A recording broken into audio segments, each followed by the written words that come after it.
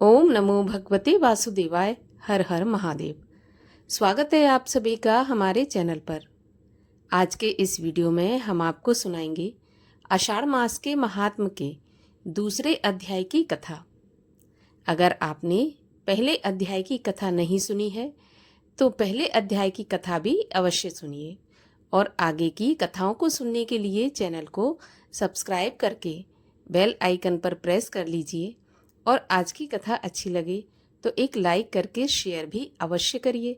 साथ ही कमेंट में अपने विचार भी अवश्य व्यक्त कीजिए। तो चलिए अब हम शुरू करते हैं आषाढ़ मास के महात्म के दूसरे अध्याय की कथा।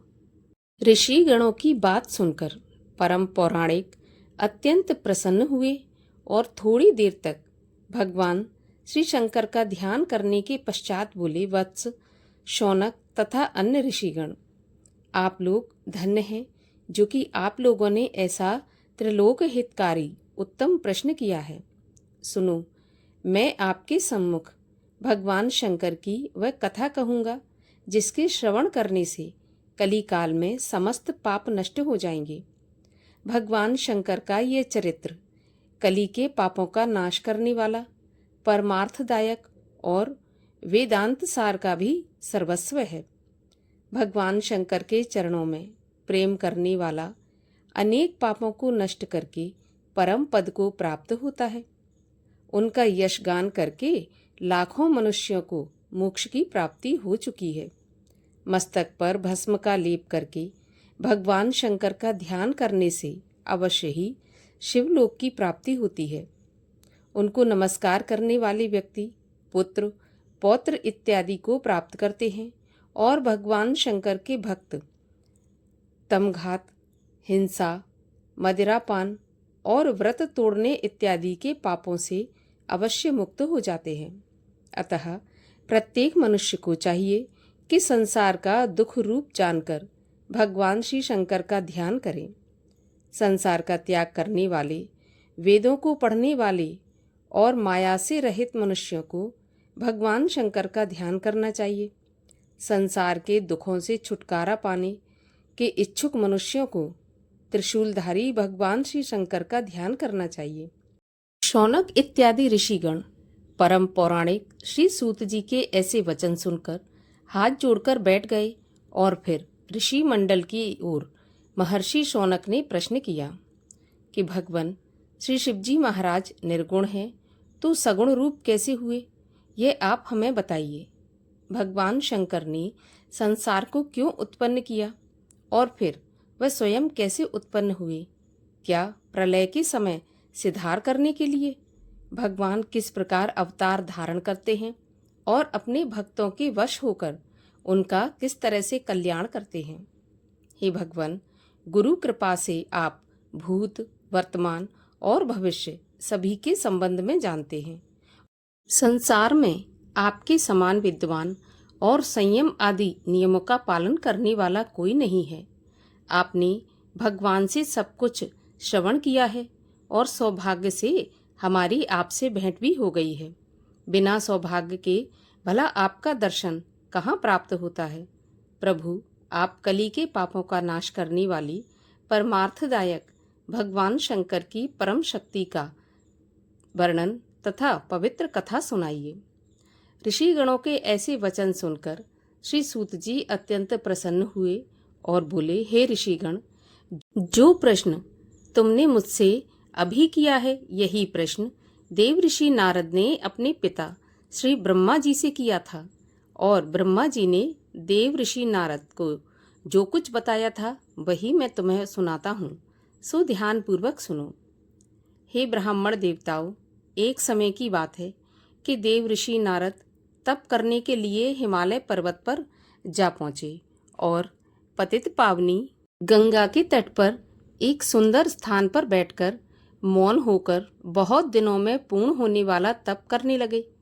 देव ऋषि नारद के उग्र रूप को देखकर इंद्र भयभीत हो गया और उसने सोचा कि शायद देव ऋषि नारद उसके राज्य को हथियाने के लिए तप कर रहे हैं। अतएव उसने कामदेव को बुलाकर कहा कि मित्रवर, मैं तुम्हारी सहायता पाना चाहता हूँ।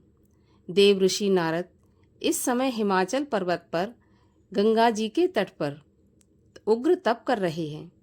कहीं वह मेरे राज्य को हासिल न कर लें, अतः तुम तुरंत ही हिमालय पर्वत पर पहुंचकर उनके तप को खंडित कर दो। देवराज इंद्र की बात सुनकर कामदेव ने अपनी सेना को साथ लिया और उस स्थान के लिए रवाना हो गए जहां पर देव ऋषि नारद तपस्या कर रहे थे। कामदेव ने वहां पहुंचकर अपनी माया द्वारा सुंदर बगीचों की रचना की। शीतल मंद सुगंध पवन चलने लगी। कोकिला इत्यादि पक्षी मीठी मीठी बोलियां बोलने लगे। फिर काम कला में परम प्रवीण अप्सराएं कामवर्धक नृत्य एवं हाव भाव मिलित गीत गाने लगीं। लेकिन देव ऋषि नारद की समाधि भंग नहीं हुई। इसमें देव ऋषि श्री नारद जी की कोई बड़ाई नहीं थी, क्योंकि उस स्थान पर इससे पहले भगवान शंकर जी उग्र तप कर चुके थे। यहीं पर भगवान श्री शंकर जी पर कामदेव ने चढ़ाई की थी और उनके द्वारा वह भस्म हो गया था। तब दयालु और कृपालु भगवान शंकर ने उसकी पत्नी रति का दुख सहन न कर सकने के कारण उनको पुनः जीवन दान दिया था। लेकिन जीवित करने के साथ ही उन्होंने रति से कह दिया था कि मैं इस समय तुम्हारे पति को जीवित तो किए देता हूँ, किंतु इस स्थान पर कभी भी प्रभाव नहीं पड़ सकेगा।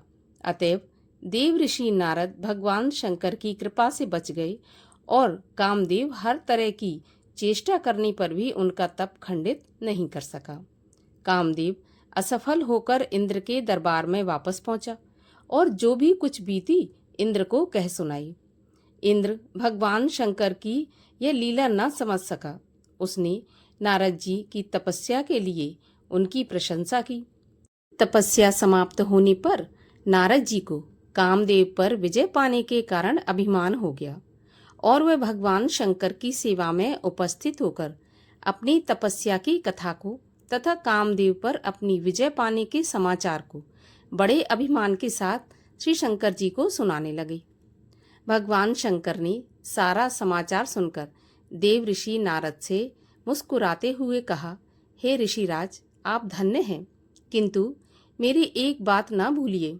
कामदेव पर विजय पाने का समाचार जो कि आपने मुझे सुनाया है, किसी और देवता को मत सुनाइएगा। विशेषकर यह बात भगवान श्री विष्णु के पूछने पर भी उनसे मत कहना। सूत जी बोले, हे ब्राह्मण देवताओं, भगवान श्री शंकर जी ने श्री नारद जी का सही तौर पर पथ प्रदर्शन किया था, परंतु शंकर जी की बात नारद जी को अच्छी नहीं लगी। वहां से चलकर वह अपने पिता श्री ब्रह्मा जी के पास पहुंचे। उनको प्रणाम करके अपनी तपस्या की सफलता का समाचार तथा अभिमान के साथ कामदेव पर विजय पाने का सारा समाचार कह सुनाया। ब्रह्मा जी ने भगवान श्री शंकर का ध्यान किया और असल मामला क्या है सब जान गए। ब्रह्मा जी ने भी उनको यह वृत्तांत अन्य देवताओं को सुनाने से मना किया और भगवान श्री विष्णु जी से कहने के लिए भगवान शंकर जी के समान ही मना किया, परंतु नारद जी के मन में अहंकार उत्पन्न हो चुका था, इसलिए उनको श्री ब्रह्मा जी की यह बात भी अच्छी नहीं लगी और वे वहां से चलकर श्री विष्णु लोक पहुंचे। भगवान श्री हरि ने उनका आदर सत्कार करके उनका कुशल मंगल पूछा।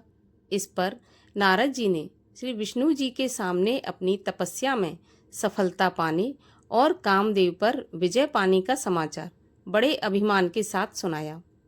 नारद जी की बात सुनकर भगवान श्री विष्णु मुस्कुराकर कहने लगे, भगवान शंकर की मोहिनी माया परम धन्य है।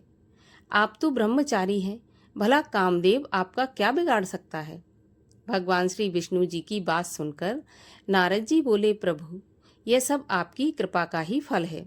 इतना कहकर देव ऋषि नारद जी वहां से चल दिए। उसी समय भगवान शंकर की माया ने उनके मार्ग में एक बड़ा सुंदर नगर रच दिया। उस नगर के राजा का नाम था शीलनिधि, जिसकी पुत्री का नाम विश्वमोहिनी था, जो कि रूप और गुणों की खान थी। जहाँ कहीं अपनी इच्छा से घूमने वाले देव ऋषि नारद जब उस महानगरी में पहुंचे तो उन्हें मालूम हुआ कि आज महाराजा शीलनिधि ने अपनी राजकुमारी विश्वमोहिनी का स्वयंवर रचा है और वहां पर उस दिन संसार के कोने कोने से राजा महाराजा आए हुए थे।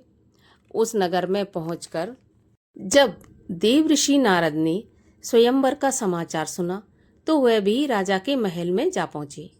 राजा ने नारद जी का आदर सम्मान किया। राजा ने अपने सिंहासन पर से उठकर नतमस्तक होकर प्रणाम किया और अपने सिंहासन पर उनको बैठाया। राजकुमारी को बुलवाकर उससे भी देव ऋषि के चरणों में प्रणाम करवाया। नारद जी विश्वमोहिनी को देखते ही उस पर मोहित हो गए और उन्होंने उसके शरीर के लक्षण को देखकर जान लिया कि इस देव सुंदरी का वर अजर अमर और अविनाशी होगा। नारद जी राजा और उसकी कन्या को आशीर्वाद देकर वहां से चल पड़े और चलते चलते सोचने लगे कि यदि मैं किसी प्रकार सुंदर और रूपवान होकर इस कन्या का वरण कर लूं तो कितना अच्छा हो। ऐसा सोचकर उन्होंने तुरंत भगवान श्री हरि विष्णु का ध्यान किया। ध्यान करने के साथ ही भगवान विष्णु प्रकट हो गए और देव ऋषि नारद जी का मतलब समझकर बोले, ऋषिराज, मैं आपके मन की बात भली भांति समझता हूँ। आप किसी बात की चिंता न करें। आप स्वयंवर में पधारें। जिस तरह एक उत्तम वैद्य रोगी को रोगी की इच्छा के अनुसार उसको औषधि नहीं देता बल्कि उसका हित सोचकर ही उसे औषधि देता है, उसी प्रकार मैं भी आपका हित करूंगा।